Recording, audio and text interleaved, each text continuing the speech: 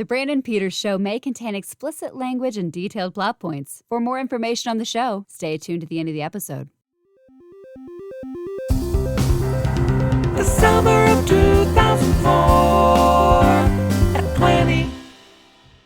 Welcome to the Brandon Peters Show in the aftermath of our summer of 2004 at 20 series, where we did a weekend by weekend look at the films of that summer and the pop culture that surrounded them. Today, we will look back at what we learned, as well as our favorites, least favorites, and more. And joining me, as always, from Puck News and The Outside Scoop, which this week is a Gio Vanilla Raspberry, Scott Mendelson. That sounds interesting. I would certainly try that out of curiosity. Thank you. It's good to be back one last time. And from Out Now with Aaron and Abe, and We Live Entertainment, he's the Sky Lens captain, Aaron Neuwirth. I'm here. I'm here. I'm ready to wrap up All this right. wonderful summer. Yeah, wonderful summer. How are we feeling now that we're all done? We good? Better people for I think having Carrie's watched? got a chance. Yeah. I'm just glad Since we're recording, I mean, I still believe Biden's going to win this thing no matter. No, I'm kidding. We're in August right now, recording this one. So we know of things. All right.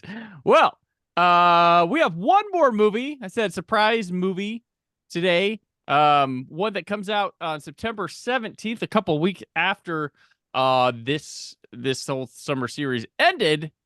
And that, of course, is Sky Captain and the World of Tomorrow, directed by Today. 6 scientists are missing. They're building a doomsday device. What have you got me into this time? Nothing you can't handle. On September 17th, Earth will be incinerated. They're everywhere.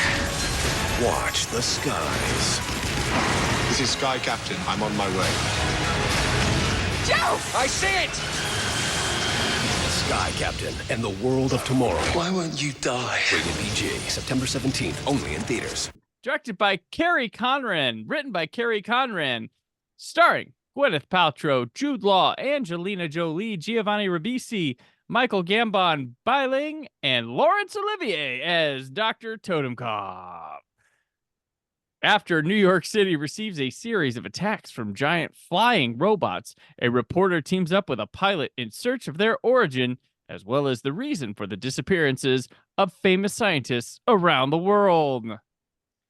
This movie is like, it kind of fits where we'll go in film, with little inklings there of this movie was meant as an experiment by Carrie Conran about trying to film a whole movie in like his room with a blue screen.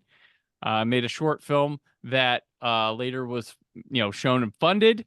Back with some, proof of concept video. Proof of concept, yeah, and some celebrities to beef it up and make it. This thing features, this whole completely green screen work. I mean, even in natural areas, they're not there, and you have a dead person brought back to life for use of a genre film. And what's really bad is then they killed him again after the movie was done filming. That's right. Yep. And it's calling on the level of nostalgia as a reference point. Yes, calling nostalgia, Creation and whatnot. the hopeful franchise picture. Yeah, it's got a lot of stuff that comes in later. A movie, ahead of its time for then and whatnot. This is during the bit. We didn't run into him at all in the summer, but Jude Law has a huge 2003, 2004 where he, it's not like, I mean, he's working a lot, but just everything he was working on started coming out. I mean, movies can be filmed years in advance and all sorts of things. He's moving from project to project. There was even an Oscars joke that he was in everything. Conran Sean Penn took it very poorly. He did take it very He needed to get on stage and defend poor Jude Law. As he tends to in general. And while Mainly Jude Law. That's the only while a very small part, I feel like it's kind of crazy that they landed Angelina Jolie for this at this time. Um, and like Paltrow's good, and she's technically the lead of this movie. I mean, Jude Law doesn't show up for a good while, and she is here start to finish and kind of the pulse of this movie. And Conran does this movie and disappears. Like he doesn't really. I mean, there's not much. Like he doesn't get any more big projects. Not like Yeah. nothing. He's one of the rare white directors that doesn't get to keep doing things. Yeah. But the movie, I mean, we'll talk about it later, but it wasn't a big hit and so reviews. I mean, Yeah. so it's just Innovative, but yeah, so let's start with Scott here. Thoughts on Sky Captain and the World of Tomorrow. I had obviously seen this on opening weekend in theaters. I had not seen it since. I was never huge. I mean, the one time I saw it, I wasn't all that taken with it. It was a matter of, yes, I appreciated the movie magic and the attempts to replicate a bygone era in terms of the production design and the performances and all that. But to me, even then, it felt like, okay, other than making a movie that feels like a much older movie, okay. And after the first big battle scene, I think that's where a lot of the quote unquote production value went. Because frankly, I would argue a lot of the movies almost, I don't want to say claustrophobic, that's not fair. But after the first act, it's mostly the two of them just snipping at each other almost by themselves. And whatever, that's fine. They, I guess, have chemistry. But as a movie, there's just not much there in terms of emotional oomph and rich character development and things that, on one hand you can say, oh, it's a Sky Captain movie, who cares? But it's like I didn't have a lot of rooting interest beyond admiring the artifice.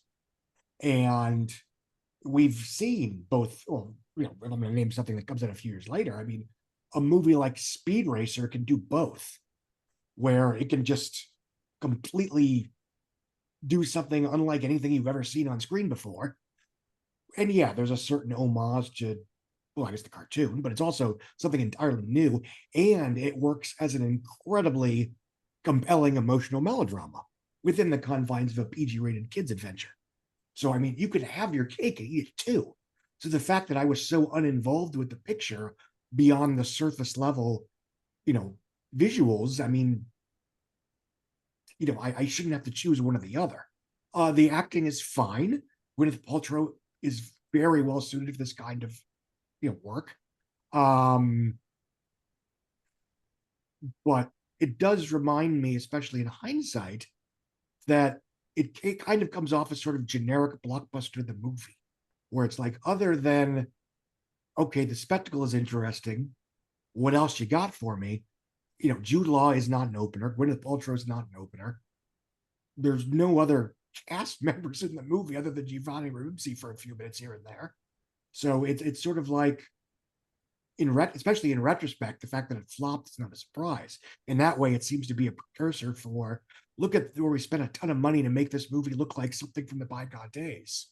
But for those that aren't automatically nostalgic, what else you got there? It's not a terrible film. It's bemusing. I enjoyed watching it for a second time, and I can certainly, admire the craft that went into it. But it feels more like that's interesting than a fully engaged, for me anyways, a fully engaging cinematic experience, especially following a summer where we had a lot of films that I felt were able to give you both. Okay, Aaron? So this was the last film I saw before I went to college. It was playing in IMAX, and I was like, well, yeah, I want to do that. And I've already described to you guys a couple scenarios where I saw this thing coming, and I was like, I want to be a part of that. That looks great. And that applied to legendary box office hits, The Chronicles of Riddick and Hulk, where very few were seeing the same thing I was, thinking this is going to be something. I got to be there. Let's see this thing. So I saw this by myself in IMAX on September, 16th, 17th, whenever the first showing would be. And with that being said, I was bolstered by the fact that going into it, I had seen that Roger Ebert gave this 4 stars. So I'm like, all right, like clearly there's something going on here that I noticed and that Ebert seemed to agree upon. I want to see this movie now. Normally, this would be the time where I would tell you, like, man, was I disappointed in that movie. But instead, I'm going to say that Scott's completely wrong, and I'm right. I really enjoy this movie. I've seen it a few times. Not one that I revisit all the time, but I've certainly owned it on its DVD and Blu-ray. Um, as as one that enjoys the 90s era of pulpy comic adaptations, this was right in my wheelhouse. This is exactly what I wanted to see again. Do I need a bunch of Sky Captain movies? Not necessarily, but in terms of what this movie's delivering, I did find it consistently engaging. I do think what Conrad is doing here works. I mean, as far as the experimental side of it goes, it's a precursor to things like Sin City and Speed Racer, and yes, plenty of other movies to come in the realm of things that are either relying entirely on blue or green screen or the volume nowadays. But, for 2004, watching something like this, no, I enjoyed this. I think we're underselling how much stuff there is happening here because, yes, there's more than 3 people in the movie. There's various people they meet in every during their globe-trotting adventure. There's always a new person they meet, and I generally enjoy them. Ribisi's fine, but if anything, he's not in the movie very much at all. He gets captured at the beginning and we don't see him again until the end. Angelina Jolie is certainly a spark of life that this movie gets because she's a movie star and she controls in both a secret air base as well as an amphibian squadron of fighters. So it's like, and she wears an eye patch. Like, Yes, yeah, the eye patch. this character, I'm always happy with a character that just shows up and is like, I get this person. Like, that's great. And if I had to speculate, she made 2 Lara Croft movies for Paramount, probably has room on the contract to do a little bit more. It's like, yeah, I can do 2 weeks on Sky Captain. That's fine. Or maybe it got her out of another one. Exactly. Yep. Like I get to be in a movie with Gwyneth Paltrow and Jude Law, and I get to like knock one off my Paramount contract. Sure, I'll do. 2 weeks is long. I think it's like 3 days. I believe that she only movie for. We can share Brad Pitt notes. And I do think Paltrow's good here, playing a sort of beta version of Pepper Potts. I don't think Downey's pretty good at this thing, so like his buddy banter with her is by default better, and that's why you have multiple Tony Stark and Pepper Potts scenarios versus one Sky Captain and one what's her name? Not if Disney had its way. Polly Perkins or something like that. P. I was like, she's got the P's down. Yeah, she's got double P's. And no, I like Jude Law here. I think he, for a like a swashbuckling character that's also in a screwball comedy, he brings an interesting presence that's not really. He's not Cary Grant. He's not Errol Flynn. He's doing his own kind of thing, which I actually appreciated. I mean, if you're gonna leave a stamp on something, all right. Like I wouldn't say he's the most like he was more lively as Errol Flynn later on that year in The Aviator than he is as Sky Captain in this movie. Yeah. but that's that's literally a 3-minute performance where he has to be big energy versus this movie where he's leading the thing. I think the action's fun. There's multiple aerial dogfights in this because he's Sky Captain. He gets to do things. You get Bailing as not the Crow sidekick character, but now the robot Laurence Olivier sidekick character. Just like, all right. Bailing does that a lot, it seems. Crank High Voltage being her peak, her zenith, of course.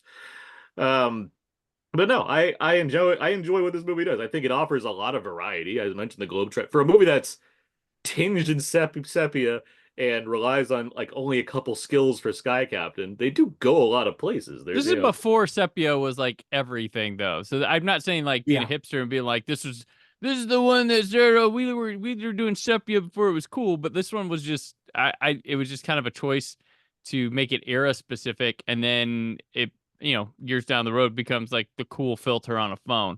But as opposed to kind of the darks of the Batman the animated series, this has a sepia, but it still has a sort of kind of steampunk, kind of retro, kind of like it's going for stuff. And again, like I said, it was going places. It has these aerial fights in the city. They go to the Himalayas or whatever. They go underwater. They go to a jungle planet. Like there's stuff happening here. I'm sorry Scott was so bored. Maybe just had a bad apple before he watched the movie, but I enjoyed it. I had a good thing this. No, I've always been a fan of championing this film. Yeah. So going back not 20 years, but 19 years. I weirdly have this memory working at International Quality Control, IQC, with Mr. Mendelson here. I remember a few of the early movies we disagreed upon in our chats while doing compatibility testing for DVDs. One of them was Eternal Sunshine of the Spotless Mind, Hold and on. the other like that, was didn't I? Wait a minute. was this one. what What horrible stance did you take against Eternal Sunshine, Scott? Scott does not like not the crazy ending. about the ending. Yeah, he but other didn't than like that, the I think it's a ending. great movie. I thought the ending was fine. Scott hated the ending. It's one of those things where it's like other characters make a proactive decision to say that your way of living is wrong. Ergo, I'm going to take steps to undo the work that you've done for yourself. And it's not just that movie. It's certain, it's again, it annoyed me. It didn't ruin the movie or anything, but it was a pet peeve. Simplification, but all right, go on. But I'm sorry? Sky Captain in the World of Tomorrow was another one. I saw the movie. So at that time, I just moved into my, so I need a quick place to stay. So I ended up living in my fraternity house for my last year there at Ball State, and I had my roommate Jimmy, and his mom came to town. Was gonna go to a movie. You want to come to a movie with me and my mom? Okay. We went and saw Sky Captain. They're big sci-fi nuts. We saw it, and it was if there was a niche kid to this movie cater to, I was it. So little background in me, and I probably mentioned on the show prior, but like I grew up, huh? You used to be a Sky Captain. I was once a Sky Captain in the world of tomorrow. Sky Captain killed my father. Yeah. So I grew up on the movie serials of like the 1940s and 50s. Like, so around the time Batman Returns came out, one of my friends like picked up a VHS that was the black and white Batman movie serial. It was the second one, the second movie serial with the wizard, the one with the wizard, and less racist but far more boring. Yeah. So and I was like, I was just blown away. I never knew black and white. I thought Adam West was the first live action Batman until that came out. So then I went. It was a drugstore that wasn't just like a drugstore. It was like a little bigger. It's called Farmore, like PHAR-MOR. But they had an end cap of Good Times Video, and it was like all like the movie serials. So I was picking them up when my parents would let me get them. So I had the Batmans, I had Captain America, Captain Marvel, Shazam, pre-Shazam, yes, pre-Shazam. I got Dick Tracy, getting a black and white Dick Tracy. Got those He had movies and serials. There was Commando Cody, like Flash Gordon. So I am into all this stuff. This movie harkens to all that and like captured my imagination with that. It also has Max Fleischer Superman all over the place in this. Oh God, yes. Which I was also a big fan of. I had a VHS King Kong too. A lot of King Kong in this. Yeah. I know. Yeah. So there's a lot of stuff like that. So it catered right to me. So I was hooked from the jump, and I really enjoyed this adventure. I liked I was I'm a fan of Gwyneth Paltrow. I don't give a shit what she does off screen as long as she's not hurting people. But like, her as a performer, I've been a pretty solid fan of, and I enjoyed this adventure. The trio here, while they're not a trio on screen for long, but Paltrow, Law, and Jolie, when they are on screen together sharing scenes, we need more movies of that during this era because they were great together, all three together. The Olivier stuff is like, oh, okay, that's neat. That what they're trying to do here, because they're trying to bring a classic tone to it, and he was never really in anything like this back in the day. That's more of my response, because I have nothing against doing that. It's just more of, if you had like, I get Olivier because it's Olivier, but I mean, if you have, I was gonna say like Peter Lorre, like it's like that, right? Something there that feels substantial as far as or Vincent Price. There we go. That's a good example. Like if you do something like someone that's known for like genre stuff like this, that would make a level of sense to me. But in terms of just using a figure like this, it's like, yeah, all right, neat. Yeah, and I was at the time, I'm impressed with the experiment. Like I saw this film as an experiment of like, hey, let's try to make a movie with just the actors and they're in their costumes and that's it. And that's fun. Okay, cool. We did it. We don't have to do it all the time, Marvel. And the action is pretty cool and doesn't it enhances what would have been in its day as an animation or a serial without going overboard and being too modern, if that makes sense. Like it feels fitting of its era, and I like that about it. And it while it's Sky Captain, it does keep to the air a lot. It does bring vibes of like jungle adventures and stuff like that as well with it. Um, I like all the character actor and character exchanges they have. Like every little character feels like there's a lot of story behind them, and that's really good to me. Whenever they meet up with somebody, there's like a short history and stuff, but like we don't need separate movies of that. But if someone ever wrote fanfic, fine. But it works to feel like the movie's a lot more rich than it is. And yeah, I really enjoyed the movie. And the Olivier thing, like I said, interesting. Nobody complained back then. And then a couple years later, Marlon Brando returns from the grave to star in Superman Returns, and everybody says neat. But Peter Cushing shows There up were in a some Star people Wars that were movie, complaining about and Olivier. what?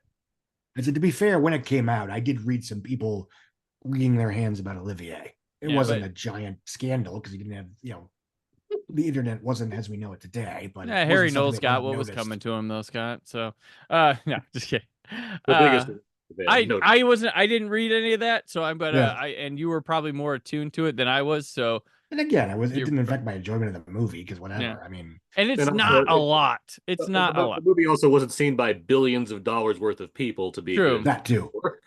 True. But no, I am a fan of this movie. I enjoy returning to it. I got it on DVD right when it came out because I wanted to learn more all about the Sky Captain and who's this guy that made it. I'll never see another film from him again.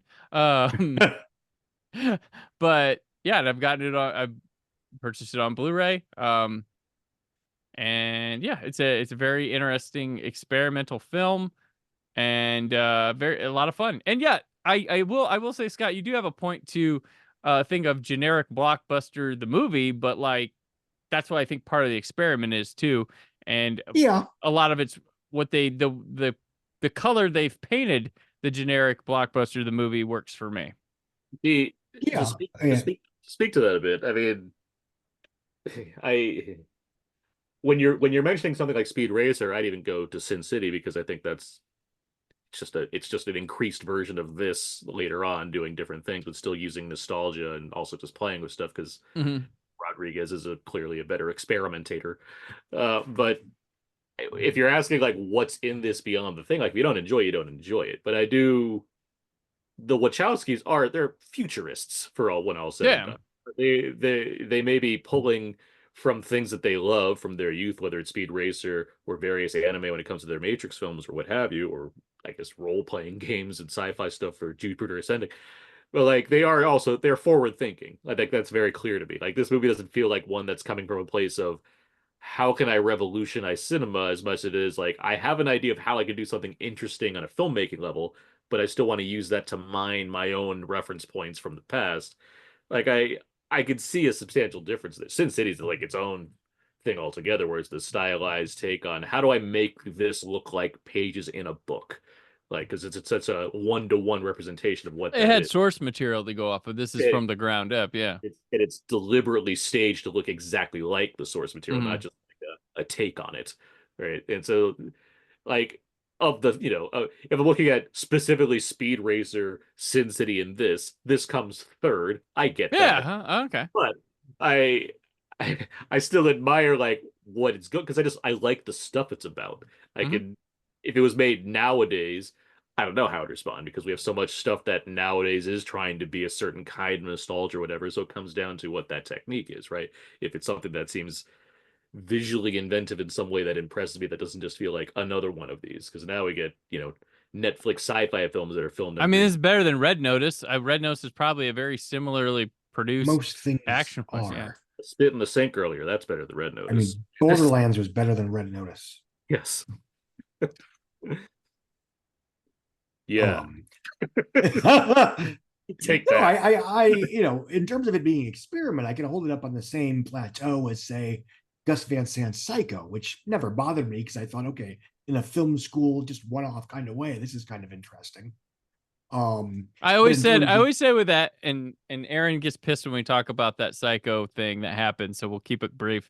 But I always say with that, if Gus Van Sant would have done that movie as a project in private, and then you heard about it, people would want to see it. But it became a major motion picture, sold to people. Look, we remade Psycho, and dead on arrival. But I think there'd be a demand and curiosity if it was some private thing they did and you heard about it, like Boyhood. When you heard Boyhood, like if it was like released in 2 theaters and like expanded out very slowly. Like, okay, well, we'll show it for some people in LA, and then we'll. I get what you're saying, because that's like there's you're mining curiosity, but if I'm still if I see the end product, bad is bad to me. Like I get that it's a one of a kind thing. There's plenty of things I admire about what's it. We don't need to talk about this more than we need to. I told you he gets mad every time it comes up. It's miscast is my main issue with it. And if you miscast key roles, it's gonna hit me a lot for one of my favorite movies ever. So. Yeah, I get you. Sweating. A Perfect Murder was the better Hitchcock remake. Oh God, yes. That movie fucking rocks. Starring Gwyneth Paltrow. Well, Sky Captain. Scott barely likes the first 2 Psychos anyway. He's all about Jeff Fahey. He's not wrong. Psycho 3 is surprisingly good. It's fine. 1, 2, and 3 are fine. 4 is right here in that 4K sense. Yeah. I've never seen the 4th one. One of these days. Oh, the Showtime movie. Yeah. It's got These Olivia are doing a Hussey. double- It's got Olivia Hussey. That's doing cool. a double bill with the 4th made-for-TV Omen movie or whatever. Or no, you could double bill it with Bates Motel, the original TV movie that was trying to land a series. Fair enough. So, I do wish that I was able to see Sky Captain in the World Tomorrow while eating Dippin' Dots, the ice cream of tomorrow. Yeah, that would make my experience even better as well. There you go. So Scott, Sky Captain at the box office, offhand. Oh, I mean, look it up. I should have done that earlier, but I know obviously it did not open particularly well. What did it open next to? Wicker Park? That is what I'm looking up because I'm kind of curious. Yeah, it only made about $58 million on a 70 budget. And yeah, it's one of those situations. And again, I'm speaking speculative here. Is this a situation like Mystery Men, where they had maybe an idea for something a bit more cheap, and then for whatever reason they said, no, we'll give you lots of money that you'll never actually recoup. Which, that's fine. I mean, I like Mystery Men. I'm glad it's as big as it is, but commercially, sort of a what I the think hell it's were they probably thinking? black now because it's sold so many That's DVD. true. Blu-ray. Yeah. It's a cult classic for sure. favorite. Yeah. I mean, every time someone hums All Star, they get a nickel, so I'm sure they're fine. No, they think of Shrek. Yeah, Oh, they yeah, think yeah. Both. I know it's from Mystery Men. I'm just saying nobody else knows that. The music video is it. Mystery Men And that'll be theme. enough. Yep. It was number one that weekend with 15.5 million, which even then was considered, because we all knew how much it cost. It opened against Mr. 3000, which is Ooh, I saw that in theaters too. Yeah, that's good. That's the baseball one, right? Yeah, That's a solid Bernie Mac solo vehicle. Yes. Yep. yeah. It's back when Angela Bassett wasn't getting a ton of starring vehicles, so that was like, oh, okay, there you go. And then Resident Evil Apocalypse had opened the week previous and dropped 62% in that weekend for an $8.6 million second weekend, blah, blah, blah. Wimbledon, speaking of tennis movies. 7.1 star, the first tennis movie starring a former girlfriend of Spider-Man.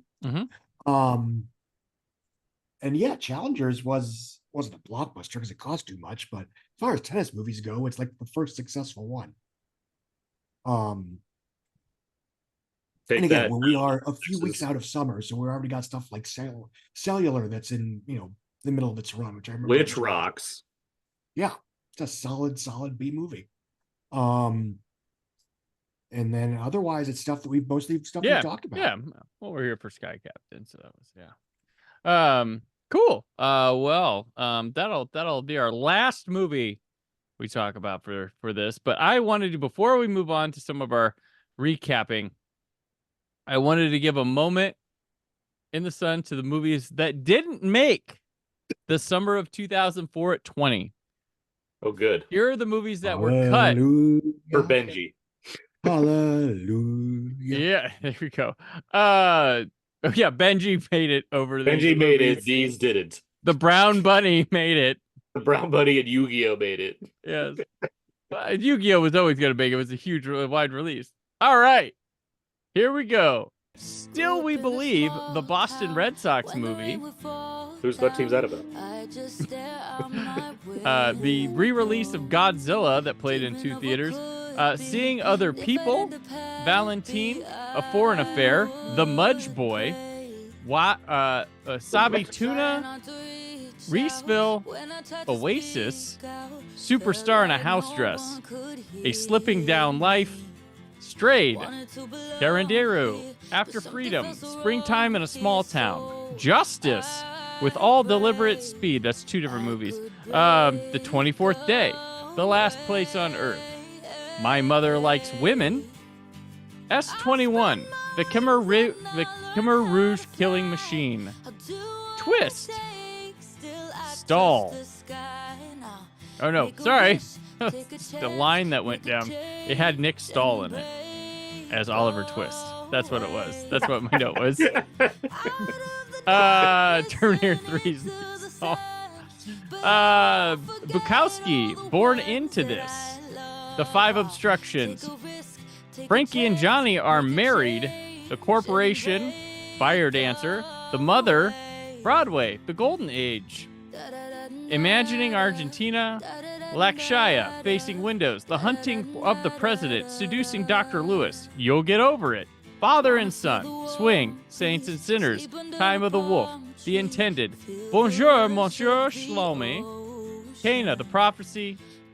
Riding Giants, The Inheritance, Flavors, The Story of the Weeping Camel, Festival Express, Orwell Rolls in His Grave, Code 46, Stander, Oxford, Rupert Murdoch's War on Journalism, We Don't Live Here Anymore, Kyun, Hogayanata, Danny Deckchair, L.A. Twisted, Vida, Bright Young Things, Mean Creek, and End of the Century, a documentary about the Ramones. Those were the ones. Huh? I mean, I get that we can't do everything, but there's a few in there that, Yeah, they came down to the wire on a couple, and I think I polled you guys. I'm like, okay, of these, which ones? And you chose. So, you mentioned there was a Godzilla re-release. What Godzilla was re-released? The first one. It was the original, and you said to cut it. I asked because I'm like, oh, you don't want, you're like, I've talked about Godzilla enough. So I needed to look up The Mudge Boy because I want to know what this is. It has Emil Hirsch and Richard Jenkins. It's about a 14-year-old misfit farm boy, Duncan Midge, who tries to cope with his mother's death. To do so, he mimics her behavior right down to wearing her fur coat to bed. This causes Duncan's father further grief, who doesn't understand his son's unusual mourning rites. So somehow his name is Midge, but the movie's called The Mudge Boy. So you really got to research this one, guys, separately, perhaps. All right. Out now commentary. The Mudge Boy. 20-year anniversary. Mudge on. You made 3 mistakes. First, you took the job. So we're at the end here. This is one of my favorite things is to talk about is what did we learn from the summer of 2004? What was going on? What was the pulse? What stays the same? What changes? What was different back then? Scott, you're usually pretty instant with this, so go ahead and tell us some of the things. You can just name one or something and we'll just keep going around. Summer 2004 analysis. Not to be a broken record, because I seem to accidentally bring this up every episode, but one of the themes that I felt watching a lot of these pictures, especially the documentaries, but not just the documentaries, was the idea that they were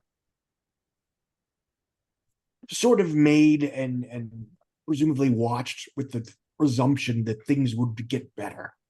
That 20 years from now, we wouldn't still be dealing with a lot of the same crap that we were dealing with 20 years ago. And that certainly made watching Super Size Me, Fahrenheit 9/11, Control Room, et cetera, et cetera, et cetera, very sobering in a depressing way. Although I seem to be slightly more optimistic toward a possible Star Trek future than I have in many years. But I will note we did have a lot more docs that I don't know that we had a consistent influx of docs before, and I don't know that we had any of them. We might have had like one in 82 and then one in 93, but we had a lot of documentaries this summer. well, it was during this mini wave of whether it was just the emergence of digital video as an affordable and convenient filmmaking option, and there was a certain political urgency. Yeah, that well, we and did some see. like the Aristocrats got like a wide release, didn't it? Or a Yeah. bigger, yeah. And There's a lot more. Yeah, that would never hit theaters today. No. not in the wide So release. yeah, Not a wide release, but yeah, we saw it at the ArcLight. That It counts. depends Yeah. on the thing though, because if it's like a Nat Geo sponsored thing or something, like a free Yeah. solo, because like those mhm. they do better. So yeah, I mean it's one of my favorite films of the summer, and also one of the more depressing to watch for exactly this reason, was Saved. Mhm. A film that could absolutely be made today with zero changes, give or take a couple, timely references, because especially in quote unquote that part of the country, very little is improved. And so in that sense, a lot of these were retroactively depressing watches. Even something like Harold and Kumar, which I still love, but I certainly found it to be a more aspirational, optimistic picture 20 years ago when I thought it was pointing toward a better future. And now, rewatching it I do see its darker edges a little bit. To And, get Scott off the cliff a little bit, I mean, Aaron, what'd you think of the summer of 2000? No, but you're pointing out things of like little things changed. I mean, what's changed is nowadays there'd be 17 different Harold and Kumars of varying quality because there's more people making movies, more people afforded the opportunity to do so to begin with. This being a diamond in the rough, so to speak, that reflects a certain time that has absolutely improved since then. We do have a lot more diverse movies that we can look at. The themes that they might be attacking are certainly, you can debate how much change there's been in the attitudes of the people that the characters are dealing with, but the fact that more of those kinds of movies to begin with are being made now than then, that's absolutely a reflection of things growing for the better in an overall sense. The same with Save, for that matter. I mean, yes, you can speak to the audiences and whatnot that they're referring to, but in terms of the chance to get those movies made, have more awareness of the people in the LGBTQIA spectrum in that realm, or any other realm of the non-traditional sense of what kind of people are watching in movies and like what stories are being told. That's all there. That's all we're getting a lot more. I think our thing is just it's more like No, it's not that they're it. getting made. It's that it's not a matter. Yeah, they're not playing in theaters and people aren't flocking to matter them in of theaters. Yeah, that may 20 be. years later, we did not come anywhere near solving these problems. I absolutely understand that, but to solve said problems, you just need to make it more of a normalcy to begin with, right? And Yeah. that has been done. That's not saying it's been solved, but in terms of putting us on the right track, it's not like we have less of these movies today. We have more of them, a lot more of them. In all kinds of areas you can find them. It's a shame. That's true. That, I mean, it's a shame that there's just areas that just aren't going to change, or at least need a lot more than a movie to help with that. But I mean, you can only do so much when you provide the opportunity and nobody takes the opportunity. But it is out there. And I remain, bummed that fewer people than maybe I'd hoped at the time took the opportunity. I mean, yes, like as a Black Jew, I'm very aware of the limitations there are. But didn't you just say like a couple minutes ago that like we solved racism or something? Yeah, you're all happy about that off air. That's the banner I hang up every now and then just to give myself a pick me up. I mean, as far as the summer goes, I mean, outside of Doc Talk, which I absolutely thought of, and whatever. Spectacle ruled. I mean, we look at 93 and we had certainly a mix of adult dramas and kids movies and the occasional kind of more four quadrant skewing blockbusters. And even the blockbusters then, it's there's more R-rated ones in addition to here we have tons of PG-13 things. We have lots of spectacle on display, lots of attempts to create blockbusters. There's just more of it, and it's drowning out, not completely, because there's still plenty of counter programming and what have you, but it's more of a presence as one would expect over time when you have even more opportunities and more of a reasoning to cater to a certain kind of audience, which is everybody, by making it accessible to everybody. That's and sequels are a big part of that as well. You take a thing and you make more of that thing. In retrospect, I've long felt that, even before we started this podcast, that the summer of 2004 almost felt like the last summer, even somewhat for adults. By that I mean, you had stuff like Collateral and Manchurian Candidate and in varying degrees of release, Before Sunrise or whatever. And that was, to me, like the last summer where that felt normal. Because even by like 2005, everybody was talking about it was this big miracle that The Wedding Crashers existed. And I think that's where we really started to see the bearing of fruits in terms of Hollywood's ramping up of all quadrant global blockbusters at the expense of everything else. That also coincided with the comparative downturn in the DVD market. So, the opportunity to make these smaller, nichier movies that might not go crazy in theaters, but hey, you make it back and then some on DVD, that was also starting to decline. Do you think in 04? I'm sorry? In 04 was declining? I mean, it feels like DVDs were by 05 at that point in terms of the packed releases we were getting all the way up to 2010 at least. I mean, it was I would like, do you think the comedy thing is like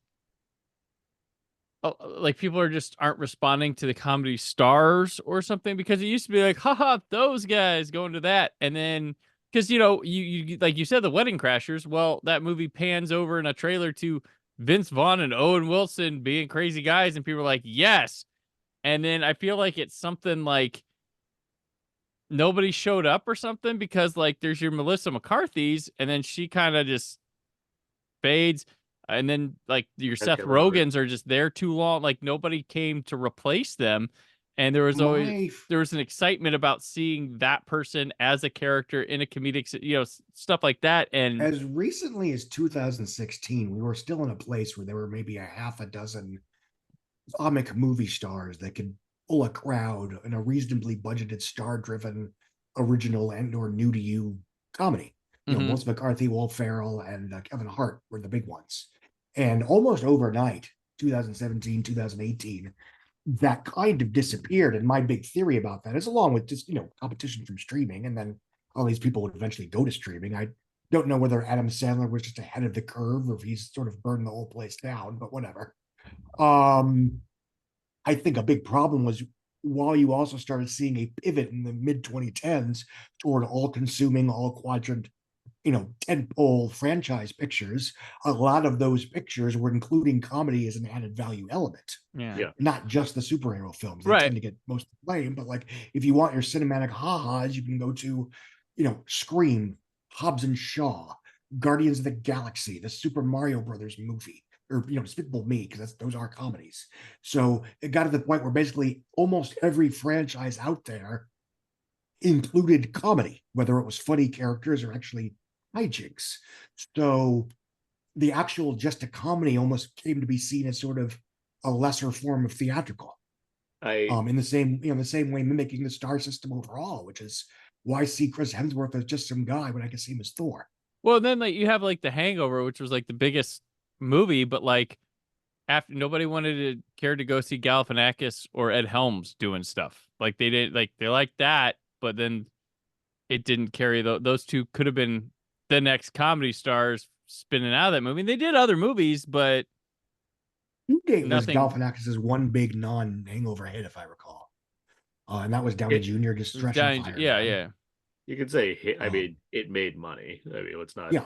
pretend that Well, it it's opened to 33 million, which today would be a miracle. because you have Downey and Zach Galvin, Yeah. the director of The Hangover, one of the guys in it, and Yeah. the biggest movie star in the world are in a Yeah. movie.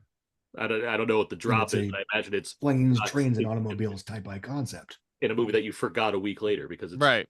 it's a nothing movie. Yeah. I mean, Hangover. That's an example of Warner Brothers knowing how to sell something because they did. Yeah. They sold it really well, and that's why there's 3 of them, of varying quality. Granted, like Scott's right, obviously, as far as Obviously. they made them action comedies, so like Yeah. swallowed up the genre at the same time, and I think this speaks a bit to my point earlier as far as the people that we're seeing on screen or whatnot. There's so much more comedy now, and you can access it anywhere. I Yeah. mean, so like the idea of selling one of the most subjective genres out there as a thing that everyone should go and see. Why do that when I can watch the specific comedian that I like here or here or here or here? Not everyone likes that comic. They like some other comic. They could watch them there, there, or there. Who's the one comic that everybody likes? That's just not a thing anymore. Yeah. I have to wonder. In the same way that movie stardom has died down, Right. specifically, like there's no Jim Carrey anymore. I Like, gotta wonder, like, if TikTok and then like YouTube Reels is eating into like the Netflix comedy special watch minutes, even because I feel like I get those a lot and stuff, and it's just segment from it. Say, oh, more popping up, more, and like people probably watch most of the special through that than they did previously sitting down to actually watch the person's fucking performance in full art form and enjoy the whole thing. And they're just like, yeah, it's a joke, moving on, and that's all they want. Like, I have to wonder. It's either a joke and we're moving on, or it's a joke that I'm taking out of context. Therefore, I'm going to frame my whole personality around taking down one person for a thing that I misunderstood. Right. Yeah. Now, there will be one day a documentary that I will find fascinating that will reveal all of the numbers that Netflix has had all along and how they pivoted and did this, that, and the other to explain away what they wanted to do with their various choices of dominating with streaming, going to reels, doing this, that, and the other. We're just not there yet because we're still in the middle of it. But like, absolutely, I think it's eating away at their trap. I mean, that's I think. And that used to be their bread and butter too. And now Netflix is desperately trying to get into live television, of course, because that's like the last thing. You got sports is like the last thing that hasn't really dominated streaming yet or taken its path. It's starting to form, but that's the last thing that people go to. Live TV is the last thing they use. The old school cable or antenna model for, and disruptors. But one thing and I pointed out multiple times this summer, so I'm going to put it again in the thing, but it's the teen girl movies that were regular, rampant, and focus. And we didn't even get to do the best one, Mean Girls, which missed it by a week. Which I watched I actually watched it last night, my 4K finally, that I'd been sitting there, and that movie still fucking rocks. And yeah, it's the best one, but it leads a charge of ups and major, way downs, but it's there, it's present. They get to have crappy ones too. New York Minute. Yeah, they get to have crappy ones too. And that was one thing that stuck out for me, as well as it's a weird summer for horror at the movies. It's not gone, but it's not traditional. Like I was like, what do we have? We have Van Helsing. No one's going to go, I'm going to see the new horror movie Van Helsing this weekend, although it features the Universal classic monsters. The Village, it's more like M. Night Shyamalan. Alien versus Predator, Monster versus Monster. The action, Suspect Zero. Yeah, it's the FBI. The FBI thriller that people hate labeling horror, even though they are horror movies. Anacondas. Yeah, sure. And then the most traditional horror movie the whole summer is probably Exorcist: The Beginning. Yeah. And it sucks ass. And yeah. Yeah, no, the scariest movie of the summer was Manchurian Candidate. I mean, right. That's as scary as it got. That's probably the spookiest. I thought you were going to say Thunderbirds. Yeah. I mean, the joke was there, but I decided to give you the right answer. Right. So yeah, the horrors in a hero. Yeah, it's just there's no back in the time we'd have a Friday the 13th or something like more just straight up horror. But I will say 20 years we have improved. Your Suspect Zero of 2004 turns into your Long Legs of 2024, which is way better than Suspect Zero. That's another part of the thing I wanted to mention as far as things for this summer. Indie hits. Mhm. I mean, there was several breakouts, whether it's your Napoleon Dynamite or your Open Water, Yeah. Garden Stated to a certain extent. I mean, but there's a lot more of them compared to 93, where there is smaller movies for sure, but there's not a lot of like, this thing was huge in January at Sundance and now it's getting 2,000 screens or whatever. Like, there's more. People of were that. into quirky back then. They were open to taking the quirky movie, or yeah. And I think DVD helped that because they would see stuff like that, and then they'd see a trailer for something at the theater, and then they would go see it. So they take the risk on DVD, which would lead them to the theater. And the breakout things that would garner attention the years before, whatnot, they could say from the studio that brought you this, that, and the other. Because was I Heart Huckabees a pretty solid hit? I remember they got good notices, but no, it wasn't a hit. No. And I believe it was like, it wasn't an easy release. Not as far as Gotcha. That's his own story, but as far as like by the time it hit theaters, it was like David O. Russell was notable. Like, why did this take so long to arrive? I remember that it got a lot of pretty solid marketing, though, right? Maybe that's what it had a lot of thinking, marketing. Yeah. I mean, people didn't show up, so I don't know how effective it was, but I remember, yes, Yeah. it was certainly like, this quirky thing is coming and you got to see it. And I saw it. I was like, it's not good, but it's not good, with one exception. Mark Wahlberg is great in I Heart Huckabees. I've always stood by this. He is really his good. Best since Boogie Nights. Three Kings. I mean, with David Russell, okay. Which is always why I'm like, why did he ditch him after The Fighter? Like, I want to know what that falling out is. Tired of giving these acclaimed performances in these mostly well-received movies. Because I assumed he would, like, if whatever happened didn't happen, he'd probably be the Jeremy Renner role in American Hustle, but he's not in American Hustle. Right. Right. Everybody else is, but not gotcha. I said that movie stars selling more original movies or a sequel that was off a franchise that they started based kind of on their star power more than the IP itself. Like good acronym. Born Supremacy. Born Identity wasn't, here's this franchise you're gonna love. It was Matt Damon action spy movie. People liked it. That's probably why it sold, not because people were like, oh, they're gonna do that Michael Caine thing again. It's a little bit of a To be mix. fair, the book was pretty popular. That's a popular book. It was a 50-50. Yeah. Which that used to be how it was. I mean, the premise is more so Matt Damon nailed this role the first time. Let's see. Right. Yeah. I have a similar thing to what you said, but I have like big swings with misses because it's like Riddick, Manchurian Candidate, The Village, Around the World in 80 Days. There's brands there, whether it's the name of Shyamalan or just things that we're basing off something that we're like, let's spend $80 million on this and see what we come up with. And it's like, no, never mind. We didn't want to do that. Yeah, like you're not doing Around the World in 80 Days. Just again, you've got an interesting hook with it by like, let's put fucking Jackie Chan in this. Let's do some, maybe make it boring, but the idea, the pitch is like, all right, let's try that. It's not just like, let's do it again, like. Well, because that's the kind of thing where, the 5 years when they're developing and they're like, we'll get Jackie Chan and that sounds cool. Then, all the waterfalls it goes down. It's like Frank Karachi of Adam Sandler movies is directing that British guy you might know and Jackie Chan in Around the World in 80 Days with an inflated budget because of all the production costs that we've tried to throw in this thing. Yeah, because like people knew Chris Tucker, they knew Owen Wilson, they probably don't know Steve Coogan. No, they don't know who Steve Coogan is. So it's more of a launch for Steve Coogan than it is Alan who? Yeah.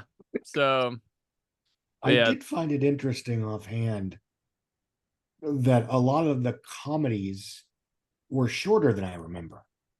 In that maybe it's because I was sort of, I still remember the Apatow ones was tend to stretch over under 2 hours, but I was, Dodgeball. There's a lot of movie in that for a film that's well under 90 minutes. Yeah, they get to the final in 45 minutes and they're already at the tournament. Yeah, it's amazingly efficient. And even how long is the first Anchorman? Like Anchorman's 90 minutes. Mm-hmm. Yeah, the second one's a little bit longer, but even there, that feels like a much bigger movie, despite running 90 minutes long. And I mean, I'm perfectly fine with longer movies, whatever, but it almost feels like, could you get people to get off the couch and spend movie theater time and movie theater money for like a 90-minute movie today? Well, like Wedding Oh. Crashes, I believe, is like 97 hours long. So I mean, that's actually, That's one of the but reasons I don't like it as much as other that people movie do. that movie Plus made like 50 minutes credit scenes, you know. plus 50 all Yes. the bloopers with Christopher Walken. But it made what, like $400 million? I mean, it's Yeah. like so, people didn't mind. That I did write Vince Vaughn and Ben Stiller down because they're in a lot of the summer and they will continue being forces for a little bit. Yeah. And yeah. you know, we've talked about this when we talked about the movie, but again, Vince Vaughn's turn in Dodgeball is unlike any other star turn of that kind of movie that I can recall. What do you It's mean? just so laid back and you know, joyfully indifferent. I'd argue that's why the Adam Sandler comedies stop working for me, because he does that. He just stops being, outside of a Zohan here or there where he plays an actual character, he just becomes, I'm the guy who has wacky friends and I make fun of them from the sidelines. But I agree with you, but I think Vaughn is doing something very specific, and he is Because playing he's in better or more interesting Yeah. movies than just go with it or whatever. Like, yeah.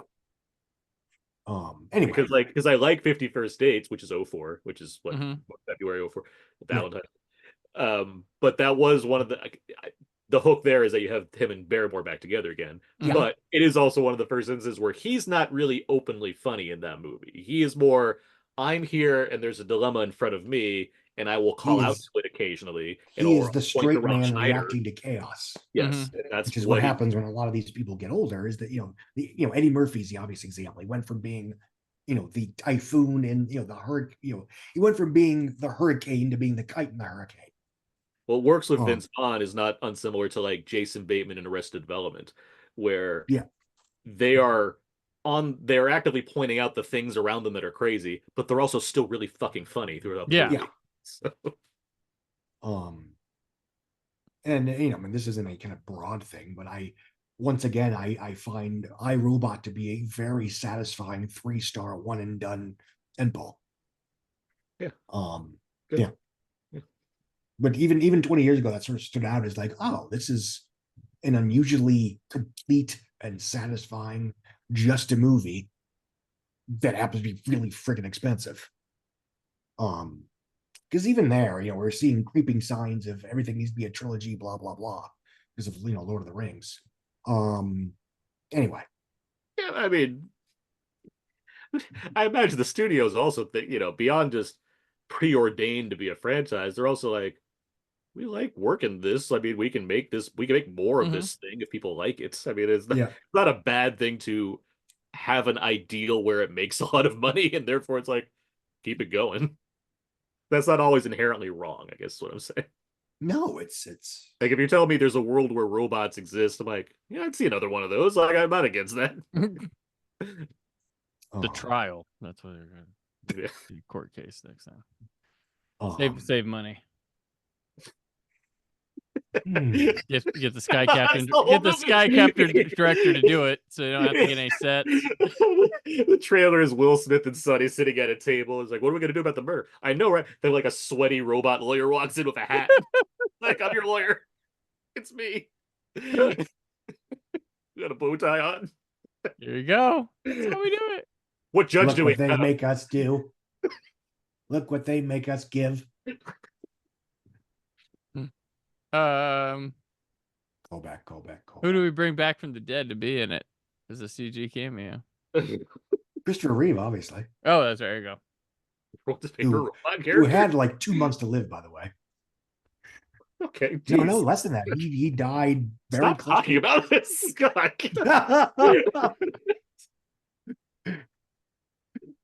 He and the horse were still friends. Were they? You okay there? Yes. Go on. Do we have anything more about what we learned? I I don't think I have anything else that we Gotcha. haven't touched on already. Second, you came light.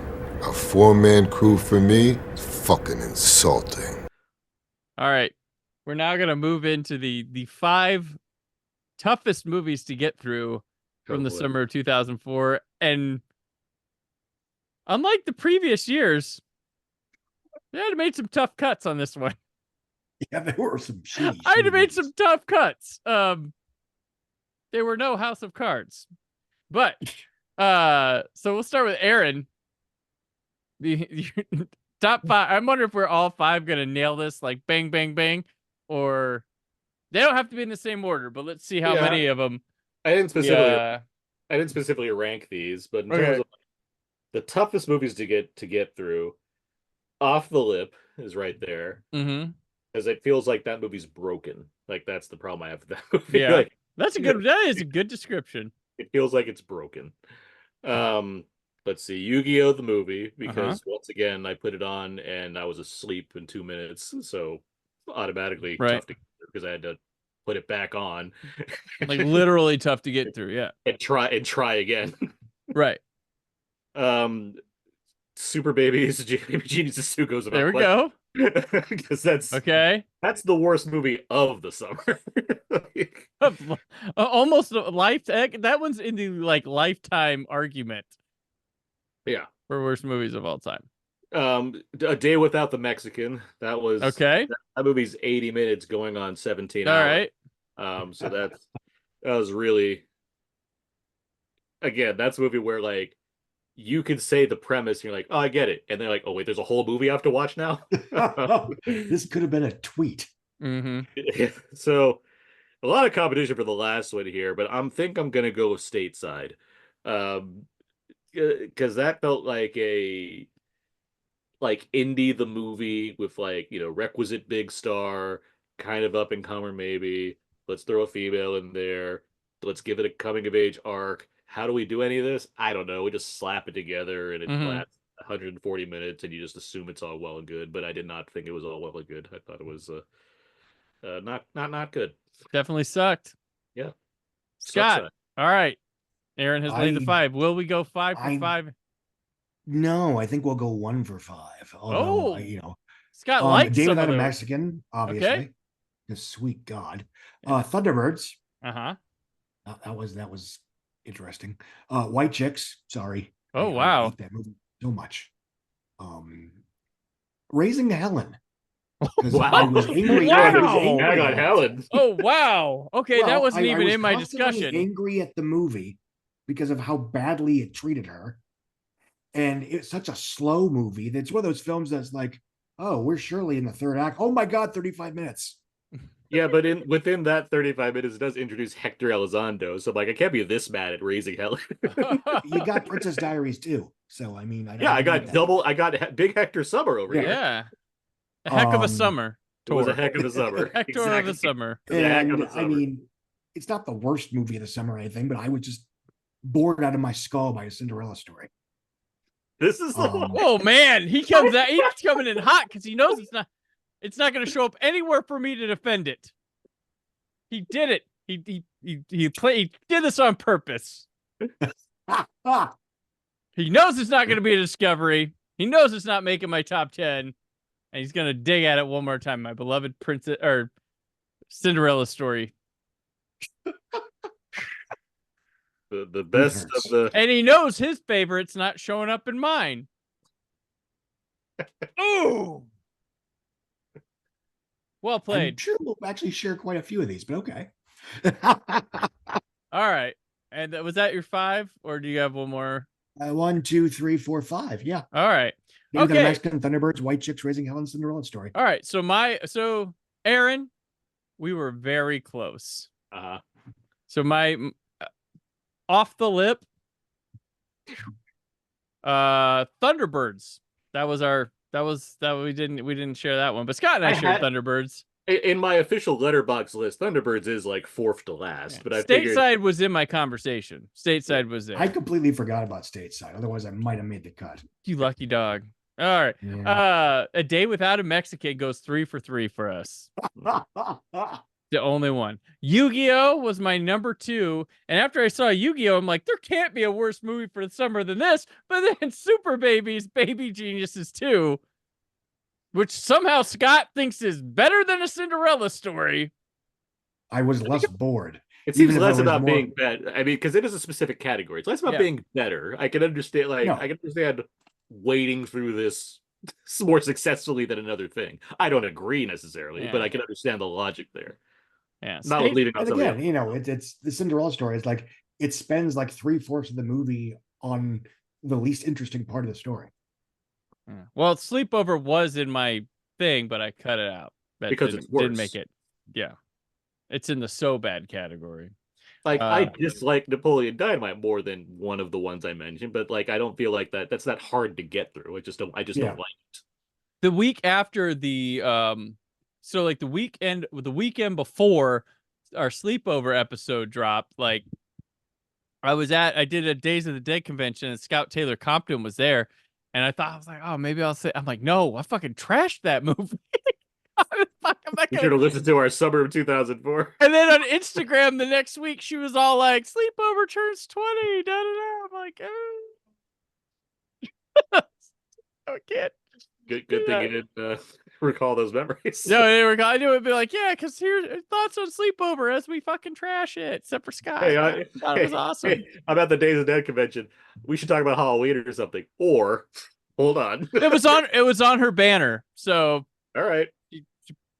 She rocks it still. So it was on her banner, but she's really cool. By the way, she's directing a film right now. So good for the Sleepover fan, by the way. I'm glad that there's an audience out there for a terrible movie. There are dozens of us.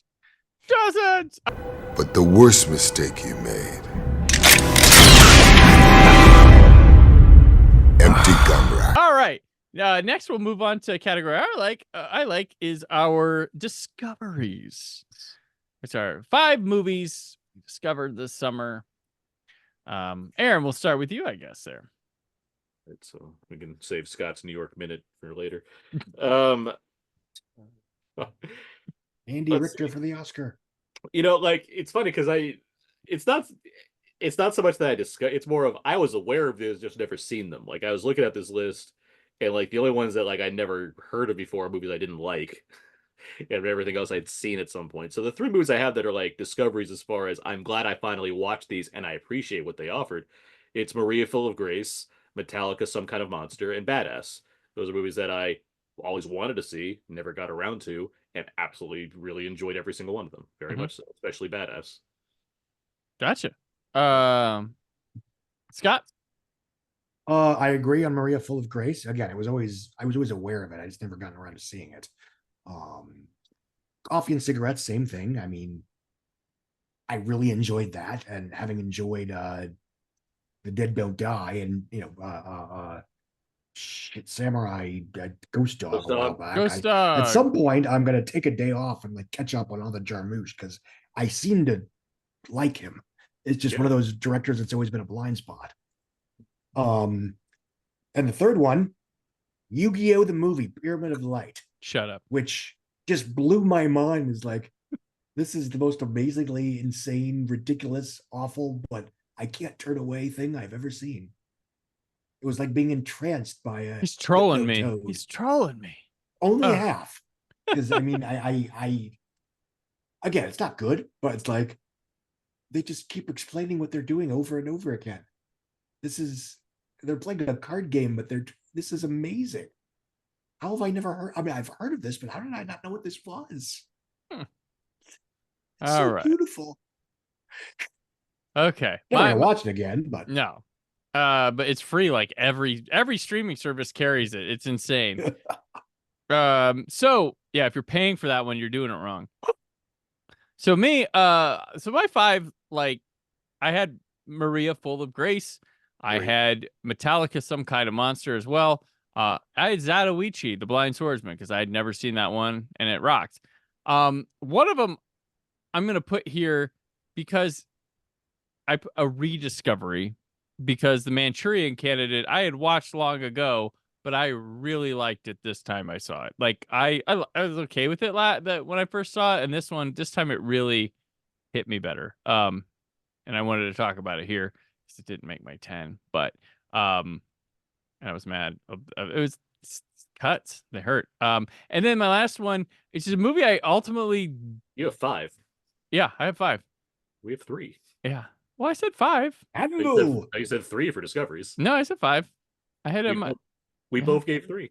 I know, and I gave 5, I guess. So, and I have Love Me If You Dare, which was a movie that I wasn't like positive on, but I appreciated a lot, and I didn't know existed, and had real neat storytelling and stuff to it, but like ultimately didn't work for me. But I appreciated it in an odd way. Which Mark Hoffmeyer right now is going, yeah. You both had a chance to say breaking all the rules, and you didn't take it. Well, had to break some rules. Break some rules. It was a terrific year at the movies. I don't know about you, Roger, but I had an extremely difficult time narrowing the roster to just 10. We'll discuss selected films and run down our entire list at the end of the show. I'm Richard Roper. I'm Roger Ebert. All right, now we move on to our top 10 best films of the summer. Scott will lead with you. And I did do mine. I did do mine 10-1. Unlike last year, where I was like, just say some 10. Nope. Yeah, it's a random 10 for me. I went to 10. And you remembered your movies too. You didn't forget one that was like actually number 2. Oh, I went up and down and up and down. I was like, I didn't forget Jurassic Park this year. The Blind Swordsman. I really had a good time with it. Again, I was vaguely aware of the character, but it felt to me like a Mask of Zorro kind of. We take this old property and we put a lot more money with modern filmmaking, and we do it right, and it kind of kicks ass. Collateral, even though we talked about that movie so much that I'm almost out of things to say about it, but it is great. Saved, again, my whining about how depressing it is in retrospect, blah blah blah. I loved it 20 years ago, and I still really like it. I think it's just a solid, thoughtful, empathetic character comedy. I really like the characters, and I like the actors. Hero is just fucking awesome. Almost made me want to be a communist, but Badass, which I probably would have put on my Discoveries, but it was on my top 10, so I didn't want to spread the wealth a little bit. But again, it was one of those ones that I was always aware of that was supposed to be very good, but I never got around to seeing it, and it lived up to the hype. It's a terrific piece of entertainment, and I love the way that it's a documentary, but it's not really. It sort of blends, biographical filmmaking with documentary filmmaking in a way that's organic. Manchurian Candidate, loved it 20 years ago, still love it now. In retrospect, I think the big thing is it might be one of Denzel Washington's best performances in terms of going against type, at least. Also needs to come up in the conversation of great remakes. Yes. I don't see it ever getting mentioned, and I was like, this is really great. Shrek 2, which is the best of the Shrek films, although I think part 1 is also very good. I think it's a terrific adult, in a non-salacious way, romantic comedy about the challenges and struggles of compromise that goes into a long-term relationship in a way that's delivered, and it's very funny. It's Puss in Boots is an obvious touch, just hey, let's have Antonio Banderas be Zorro again, but it's done so well and with such gusto that it works anyway. And yes, the I Need a Hero scene is one of the great action sequences of the 2000s, and it is a masterclass of teaching rising tension through editing and montage and what have you. It's a sort of a mini film school in a box. Love the idea of the list with Zatoichi and Hero, and you're like, what has great action scenes? Shrek 2. Yes. I actually skipped over it, but The Bourne Supremacy also has good action scenes, I've been told. No Shrek 2 though. You didn't even remember. Yeah, it's no Shrek 2. None of that choppy bullshit. No, I think Bourne Supremacy, and I know we this is stuff that we said during the actual episode, but it's it's what the Bourne series is, and it's what a lot of 2000s, late 2000s to early 2010s action is, for better or worse. It's probably the most influential action movie of this era, both in terms of its, construction and in terms of its, it's simplistically speaking, it's politics. That it's filled with post 9/11 guilt and anger-ing in a way that feels organic. And yeah, Matt Damon again proves himself to be an incredibly understated and underrated actor, even when he's in a star vehicle like this. And it's just a shame that they never made another good one. Arguably one of the best ones after, and then they stopped making good ones after that. That's how it happened. Anyway, extreme ways. Harold and Kumar Go to White Castle. Okay. Which, it did 20 years in hindsight notwithstanding, I still think it's a terrific piece of mainstream American comedy. At the time, I would have told you it was the best mainstream theatrical Hollywood comedy of the 2000s. And the fact that, do I still feel that way? I don't know what I'd put above it still. I still think it's just, I love the characters. I think it's very clever. It's very, again, there is a darker edge that I think now more than ever is, earned and justified, but it sort of has its cake and eats it too in that sense. And it's just really funny. I'm not a jealous person, but when I hear like such lavish praise for things like that, I've always wondered, man, I wish I saw that movie. Like I have nothing against Harold and Kumar. Just I want to know what that feels like to be that positive about Harold and Kumar, because I like it, but like I'm not effusive. We all have movies like that. I mean, obviously, I'm just saying it out loud. As far as like, I saw that movie. Like that's I spent 20 years trying to find that Spider-Man 2, and I'm almost there.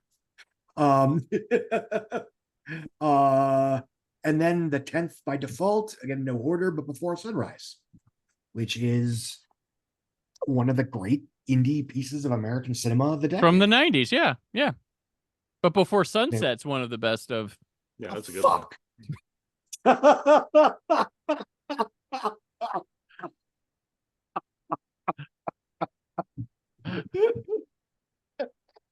Can you like edit it around so I get the title right?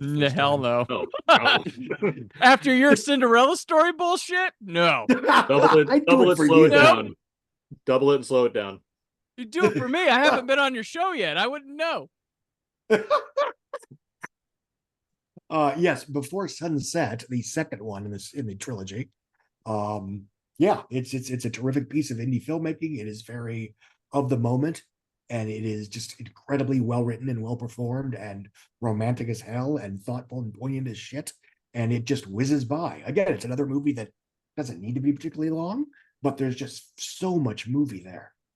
In an almost unassuming way that almost, I think back then I took for granted. And I think that's 10. All right. Aaron. All right.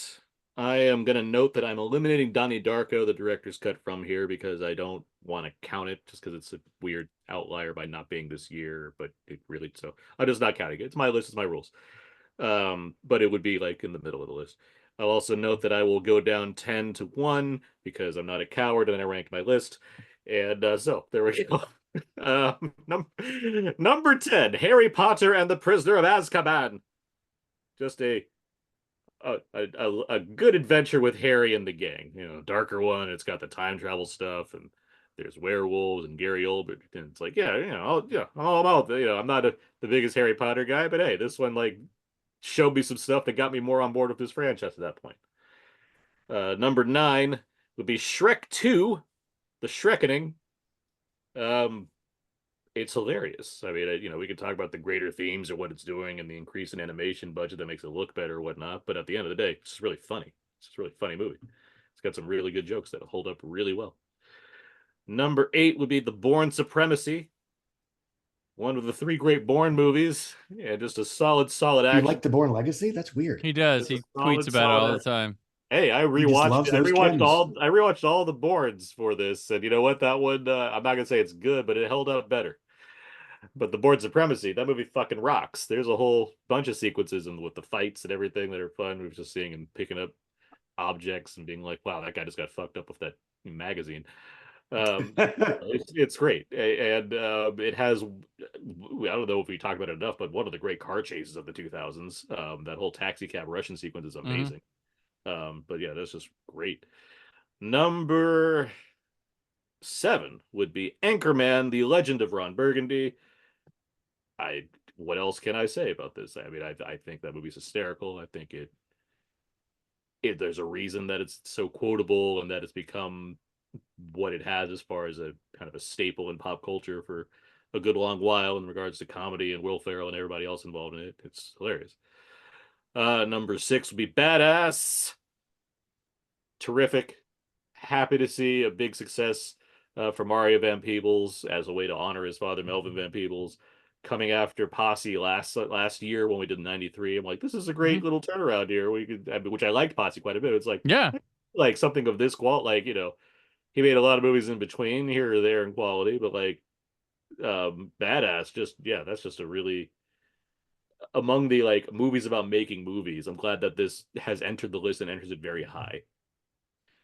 Zatoichi the Blind Swordsman, going into this podcast, I'm like, well, that's going to be on the top 10 because I love that movie. Like that wasn't a discovery for me. That's one that I've long enjoyed, and I was very happy to just revisit it because it's still very entertaining. It's a really fun samurai movie. Where am I at? That was 5, so not right. Oh, that's why, because the Donnie Darko gets in the middle. Okay, next one I have is Hero. Hero rules. It's one of the most beautiful movies like ever made as far as cinematography goes. It has an all-star lineup of Chinese, Hong Kong actors. Just wonderful to see. Jet Li in prime form here. The wuxia that's on display is wonderful. Just seeing the elaborate ballet turned action sequences, it's fantastic. If there's a movie to see that you haven't seen, Hero is such a joy to like pick it up, and it's quick. We talk about movies that are like the hardest to get through. Hero's one of the easiest ones to get through. Right.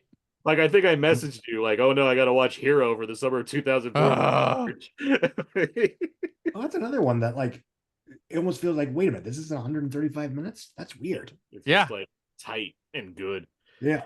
Number 3 will be Collateral. Just a fantastic Michael Mann neo-noir. Great performances, great villain turn by Cruz. That year was one of my most anticipated films of the summer, and it delivered, and it still delivers 20 years later. No complaints. Number 2 would be Before Sunset.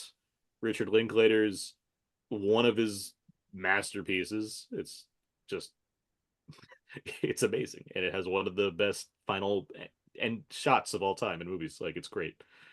And number 1, of course, is Spider-Man 2. Sitting right there on the Mount Rushmore of superhero movies. Possibly Sam Raimi's best movie. Pretty much the best Marvel movie outside of animated Spider-Man movies. It's fantastic. It rules. It's Spider-Man 2. We talk about the action in Shrek 2. The action Spider-Man 2 is phenomenal. Oh yeah. God. Spider-Man and Dr. Octopus come to life for these just amazing spectacle scenes. Oh, just good stuff, along with just really terrific human drama that other superhero movies could take notes on how to handle as far as just doing anything interesting with characters that don't involve action. Great cast, just everything about it. It rules. All right. Okay, my top 10. Before I give mine, I'm going to let you guys know Shrek 2's not in it, so I didn't forget it. It's in my top 15, but it didn't make my top 10. Okay. So there you go. Son of a bitch. Just it's not going to be it's not going to be a Jurassic. It's not going to be a Jurassic Park situation again. That's what happened. So room for baby geniuses too. Yeah. You could have workshopped that one a little bit. Number 10, A Cinderella Story. The finest movie. No, just kidding. All right. Well played. Number 10, Dodgeball: A True Underdog Story. This one I just like the characters. I hadn't watched this one in a while, and I watched it twice honestly during this. I just really enjoyed this story, combination of of good comedy and character and the story going around. Number 9, Saved. I have been a huge fan of this movie since seeing it in theaters. I've kept up with it on every home video format. And I really like what's going on. It is sad, Scott, yes, that things haven't changed, but the glory of Saved is that it can still be effective today if someone can see it. That's the potential good in it. There we are. 8, Hero. This movie rules. Just to echo everybody here. This is the perfect, like, if you're on a high from Crouching Tiger, go right to Hero. And then what's the other ones? House of Flying Daggers. Yes, Flying Daggers. Go to that one. So much good stuff in these. Number 7, The Bourne Supremacy.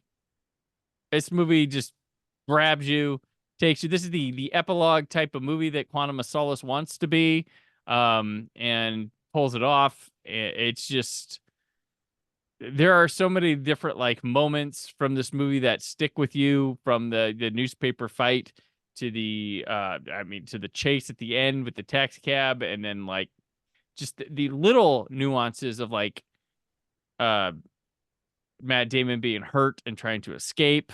Things, just like little things in this movie, and watching his stealthiness, trying to survive. It's just, he's just fun to watch in action here, and he's a great movie star because I feel like he's a guy you can almost plug and play into anything in any genre, and he's always top of his game and understated at the same time. Like, he's never too huge, anything like that, and seems like a guy who's, he wants to work with the best directors, but the best directors love working with him too. As one of the dozens of fans of Stuck on You, yes, plug and play. He's very good at that. Yeah. No, I mean, broader point is that, I've always been struck about how Damon almost goes out of his way to cede the big showy moments to his co-stars. Mm-hmm. When you watch Departed. What was that? He already has an Oscar. Yeah, exactly. Well, I think part of it too, like, he slowly rolled out after that Oscar, while his Affleck went for super like stardom choices every turn he could get. Damon just kind of I want to work with the good people, like, 'cause he's doing The Horse Whisperer, while Ben Affleck's in Armageddon. All the pretty horses, while Ben Affleck's in Armageddon and going for Ben Affleck was long rumored to be co-starring Die Hard 4 with Bruce Willis, if you remember. That was a big long rule. Like, he was going for big movies. He does Daredevil. Matt Damon never does shit like that. The first big franchise is Bourne for him that comes across. Like Ocean's 11, he's part of an ensemble, and I wouldn't necessarily call that an action movie. But that gets him in with like Soderbergh, and then they keep working together. And he was also replaced for Mark Wahlberg. Right. I didn't know that. Yeah. Mark Wahlberg was on board, and he's like, I'm gonna do the what's the thing he does? He does a solo thing instead. What, I'm trying to think of what's at that time. Rockstar? Doesn't matter. I hope it is. Matt Damon fills in for Mark Wahlberg. So so Bourne Supremacy at number 7. Number 6, Anchorman: The Legend of Ron Burgundy. This thing just sings all the time to me, all day, every day, and the sequel is great. So, and we're good. I think. Number 5, Harry Potter and the Prisoner of Azkaban. This is up till Deathly Hallows Part 1. This was the Harry Potter movie for me. This is the one where it showed me, oh, okay, this is why as an adult I could get into these as well. It wasn't just like these cool kid fantasy movies that were good. And I have to say, Christopher Columbus probably gets the least of credit for these movies, while he actually, you read the books and then you're impressed with how exactly like what you read in the books he turned out. And that's credit to J.K. Rowling. She's pretty descriptive and can paint a pretty good picture in your head. This isn't me approving of her views in life. I'm just giving credit to her writing here. They're different. We'd like to know, the listeners to the podcast, we officially endorse the notice that J.K. Rowling is an asshole. There you go. Exactly. But assholes maybe wrote some books I liked back in the day. But Quaron takes it to this dark horror level, matures it a bit, and I did a time travel story, so I'm pretty easily into it. Everything elevates just a little bit with this one, and like, how can you not be enthused with this room when you've got David Thewlis and Oldman and Rickman just in this room. One's a werewolf, one's like all this stuff, and like it's just awesome. I really like this movie quite a bit, only to be outdone by Deathly Hallows Part 1 later on. But that's just such a strong story, huh? With all our disagreements, at least the three of us could be like, Part 1 was where it's at. Yes. Movie. It's just really good. Only fucking losers like my wife, my daughter, and my mother don't like Part 1. Yeah.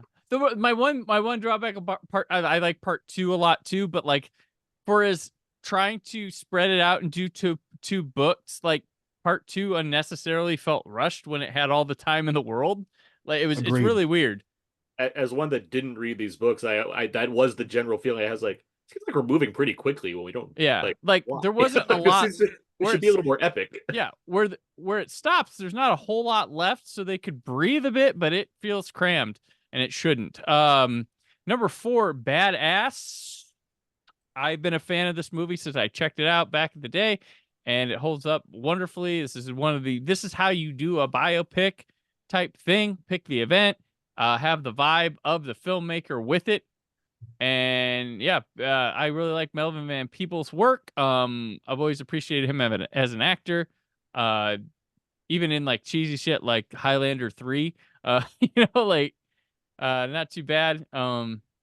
But yeah, this was a cool one, and like you said, Aaron, nice to roll off of Posse and have him come back with this one as well. Number 3, Spider-Man 2. This movie has grown in appreciation since I saw it, and I just go back to this one. I think the superhero movies of today, not trying to like bash on them, because I enjoy them. I go to them all the time. I enjoy Madam Web as much as the next man. Yeah. I just maybe where I disagree with people is thinking their best picture material or like awards material in other categories is where we come to the disagreement with the fanboys. You don't understand. They had Gambit. It should have a Best Picture nomination. Yeah, exactly. But the filmmaking of Raimi is just so off the charts and not present as much nowadays. And which is one reason why, where I disagree with the fanboys, where I like Doctor Strange and the Multiverse of Madness quite a bit. And regular moviegoers thought it was varying degrees of fine. Which I like. Scott has an article you could check out if you subscribe to his Substack, where he talks about the most highest grossing popular ones of this derided era of Marvel were the multiverse ones, including Doctor Strange, which almost got $1 billion. So damn you, China. All right. Number 2, Collateral. This movie rocks, and I talked a lot about how this is, I think, one of the best of the decade, possibly. Even though it's showing up number 2, that's how strong this summer was. Really liked going back to this movie. Just a rock solid, awesome thriller. Well made, well acted, memorable performance and sequences in the film. And just, I don't know, this one kind of, every time maybe it's because I don't watch it all the time, but every time I go back to it, like, I get into it, even though I know where it's going. Like, it still gets me on the edge of my seat at points. Like something different's going to happen. But that's just a testament to how strong the movie is. And number 1 is Before Sunset. This is a beautiful movie. It is just incredible. Like, this is magic. And it caught lightning in the bottle, but an even bigger bolt of lightning in a bottle after that first one is incredible. And Before Midnight's also great. If they want to make a 4th one, I am not against it, but I'm fine with the 3 we have. This is just magical. It really lops out our Criterion collections if they made a 4th one. Right. Well, they, yeah. True. A separate thing with the box? I don't know. An addendum. It looks like by ranking, Before Sunset would be our consensus pick for number 1 film of the summer. Mm-hmm. Yeah. Aaron, you and I, like, what, 1, 2, and 3 were just flipped around a bunch. Yeah. But yeah, Before Sunset, it like it's weird when you're watching a movie and you want these people together at the cost of a guy leaving his wife and child. But that's just how good and how the strength of their relationship, and just watching the movie, just thinking about the differences of like how this is in the times it was compared to like a story now, which a lot I've we notice now that we get a lot of period pieces now set in places where a cell phone can't or internet can't impede the story on purpose because of stupid viewer questions that get asked. But just this relationship could have ever blossomed this way in modern times, and it's a little bit more, adds a bit more poetic nature to it than something could today. But guess he's just looking at his phone too much. Celine walks Yeah. away like, fuck this guy. Hey, not gonna make it. Grandma died. Oh, sorry. Like Let's reschedule for next month. I heard you were going to be here in the city, so I just checked your Facebook page and moved on with my life. or he's over there and is like, Tinder, who's around France? Like it's a whole different world. But this still has that magical sense of romance that people desire or want or fantasize about, and it's done in such a tasteful and well done way with great performances and a lot of care by everybody. It's such a collaborative thing too, because while it's Linklater's film and we have these stars up front, they've all come up with this story, and I think everybody's on equal footing and supporting each other and being quite generous on screen and off screen. So yeah, so that is my 10. That is our 10s for the summer 2004 at 20. What are your 10 favorites? Do you have 10? Share them with us. I just told you my 10 favorites. The listeners, Scott. Right. Yeah. Both of them. New York Minute, Sleepover, or Cinderella Story. Yeah. Which one of those? Do I have to? Okay, those three. What was your favorite? No one's asking you. Yeah. What was your favorite of them, Aaron? Of these like girl comedies that we went through this summer? On my Letterboxd link, which I'll be sure to send you. I mean, if we're not counting Saved, it would be. Well, yeah, Saved would obviously be the best, but yeah. I mean, I have Princess Diaries 2 high. I guess that's the one. All right. Yeah. All right. That's we all had our favorite. We all had our favorites.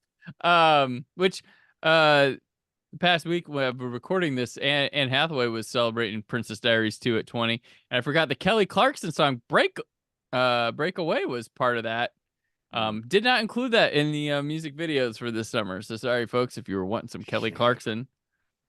I guess the Notebook, but I mean I'm going with the PG rated one, so that would be Princess Diaries 2, then Cinderella Story. Gotcha. So yeah, as always, I appreciate everyone who listens to this massive undertaking that Scott, Aaron, and I and to do for this.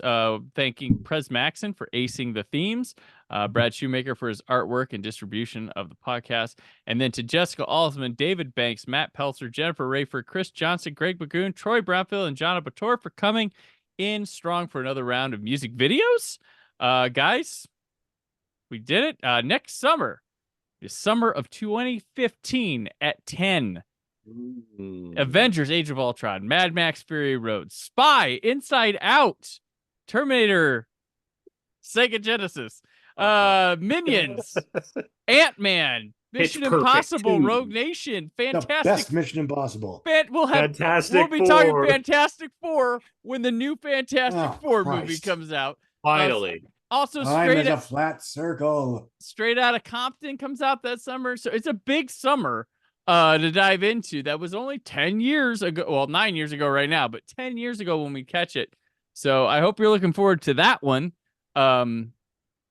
So yeah, stay tuned next summer for that one. This show will be around in the meantime, but for those of you Summer of fans, there you go. And you can also check out the Summer of 93 at 30, as well as the Summer of 82 at 40, which we have done. So the fourth installment of this next summer of 2015 at 10.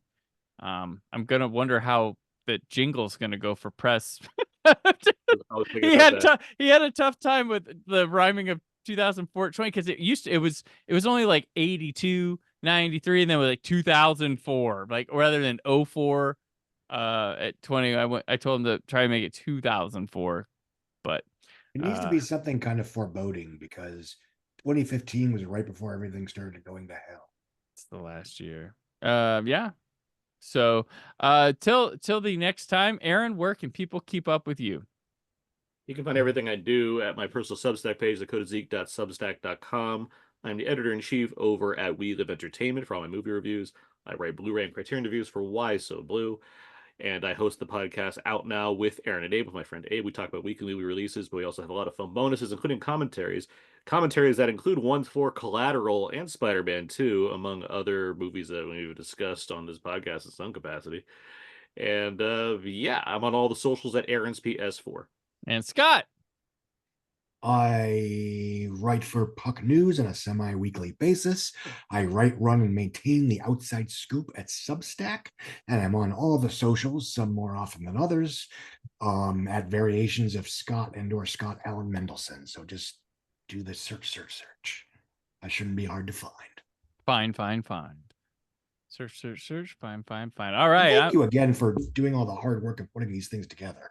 We just watch the movies and show up. Yeah, this year, so of all the summer ones, this was the toughest. Because we start these in January, and then PopCon's normally in the summer, for Indianapolis, and it was in April.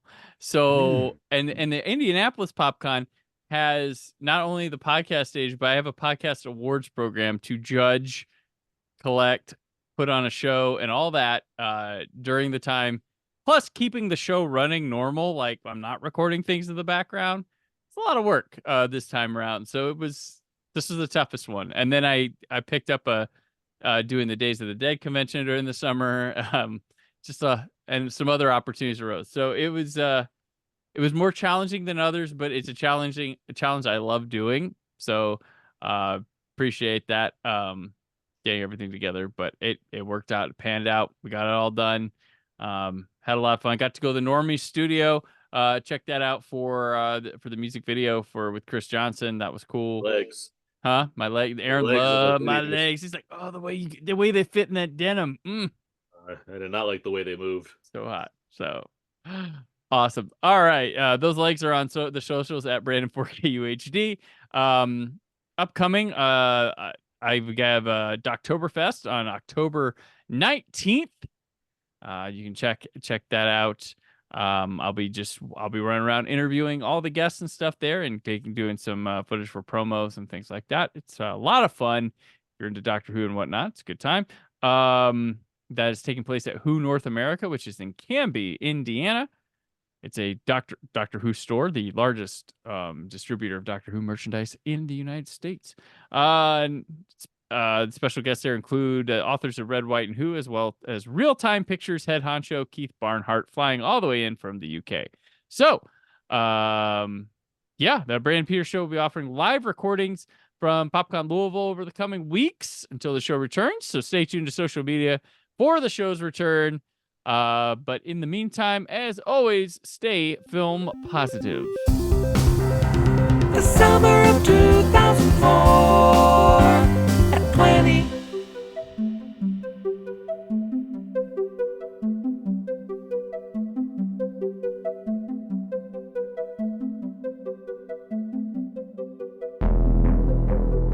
Thank you for listening. The Brandon Peters Show is a Creative Zombie Studios production. Produced by Brad Shoemaker and Brandon Peters. Written and edited by Brandon Peters.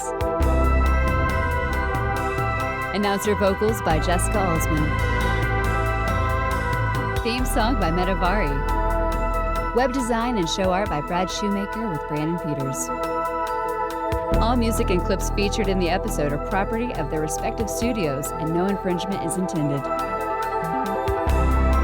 Additional information on this and other episodes at BrandonPetersShow.com. For any inquiries, press opportunities, or sponsorship, contact mail at BrandonPetersShow.com. The show is available on Apple Music, Spotify, or anywhere podcasts are found.